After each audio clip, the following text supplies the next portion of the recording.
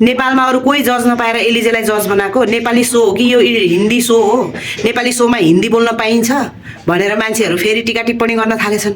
यो कसरी बन्न सक्छ? एलिजे चाहिँ नेपालको जज कसरी बन्न सक्छ? मिसेस युगमा चाहिँ उनी जजको रूपमा छिन् होइन। अब मान्छेहरू खुट्टा तान्न थालिसक्यो, ए यो सो त बहिष्कारै गर्नुपर्छ भनेर न्युज आइसकेर छ। यसो हिजो टिकटक हेर्दै जाँदाखेरि त मान्छेहरूले त न्युज बनाएको रहेछ धडाधड। हो नै तिमीहरूलाई पर्सनल्ली दुश्मनी हो कि एलिजेसँग कस्तो खालको दुश्मनी हो क्या? तिमीहरूले काहीँ पनि छोड्दैनौ, कुनै हालतमा छोड्दैनौ क्या त्यसको एलिजेको पछि पर्न। कहिले उसको बडीलाई लिएर, कहिले उसको चाहिँ शरीर के भन्छ मुहारलाई लिएर, कहिले उसको काष्टलाई लिएर, कहिले उसको धर्मलाई लिएर तिमीहरू खुट्टा तानेको ताने जो चिथरेको चिथरै गर्छौ है। तिमीहरूलाई लाज शरम छैन? कसरी पुग्न सक्छ भन्ने क्वेसन गर्नुभन्दा पहिला तिमीहरूले कसरी सोच्न सक्दैनौ कि हामी पनि क्यापेबल भएको भए हामी पनि त्यो ठाउँमा पुग्थ्यौँ भनेर? पहिला तेरो दिदीबहिनी त आफै होइन जसले यस्तो भनेका छौ, तिमीहरू प्रगति गरेर देखाऊ। तिमीहरूलाई पनि त्यो ठाउँमा बस्नबाट कसैले पनि रोक्न सक्दैन क्या। क्यापेबल हुनु पर्यो क्या त्यसको लागि है। अनि त्यो नेपाली रियालिटी सोमा चाहिँ हिन्दी कसरी बोल्यो भनेर मान्छेहरू जसले प्रश्न गर्नु भएको छ उहाँहरूलाई यो मैले एउटै कुरा के भन्न चाहन्छु भने, उसले सामान्य तरिकाले भनेको चाहिँ नेपालीमा कनी बोल्नुभन्दा म हिन्दीमै बोल्छु भनेर भन्नुभएको छ होइन। अनि उसले हिन्दीमा बोल्यो भनेर के नेपाललाई पाकिस्तानै बनाइहाल्यो त? छैन नि त। अनि तपाईँहरू त्यस्तो नेपाली रियालिटी सोमा चाहिँ हिन्दी बोल्न पाइँदैन भन्ने मान्छे यति ब्युटी पर्सेन्टहरू हुन्छ होइन, प्रेजेन्ट भन्छ कि के भन्छ होइन, अनि के भन्छ मिस नेपाल यस्ता कार्यक्रम हुँदाखेरि त्यहाँनिरमा इङ्ग्लिसमा चाहिँ किन बोलिन्छ, नेपालीमा किन बोलिँदैन? त्यस्तो आवाज उठाउने तिमीहरूको त्यति क्षमता छ भने अहिले एलिजेले हिन्दी बोल्यो भन्दैमा आवाज उठाउने तिमीहरूका आवाज त्यतिखेर कहाँ घैँटोमा घाम लागेको थियो कि तिमीहरूका आवाज सुक्या थियो कि मरेर कहाँ थियौ तिमीहरू? त्यतिखेर आवाज उठाउनु पर्दैन? एउटा नेपाली सोमा चाहिँ नेपालीमा प्रश्न सोधिनुपर्छ होइन। मिस नेपाल त्योमा जानुहोस् त तपाईँहरू, त्यहाँनिरमा कसरी आन्सर दिइन्छ, कसरी क्वेसन सोध्छन्, इङ्ग्लिसमा क्वेसन सोध्छन्, इङ्ग्लिसमै आन्सर दिन्छन् होइन। त्यतिखेर आवाज किन उठेन?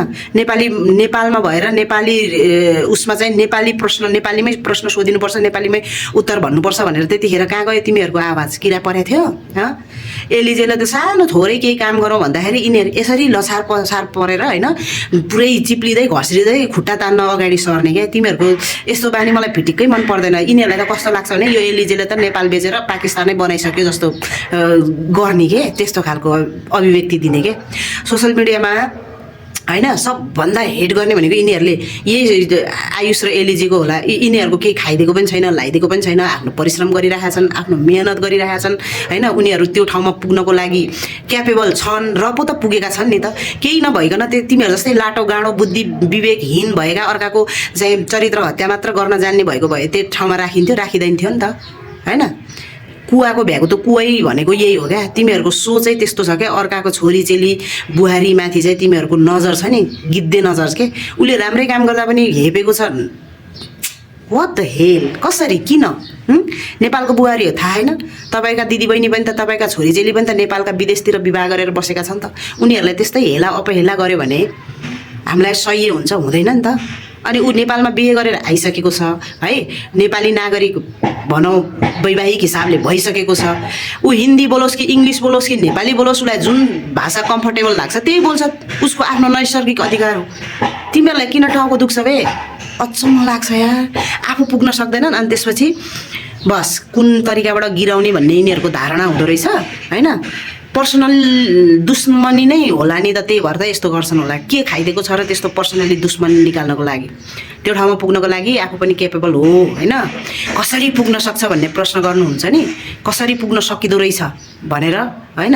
अगाडि बढ्नुहोस्, तपाईँ पनि पुग्नुहुनेछ।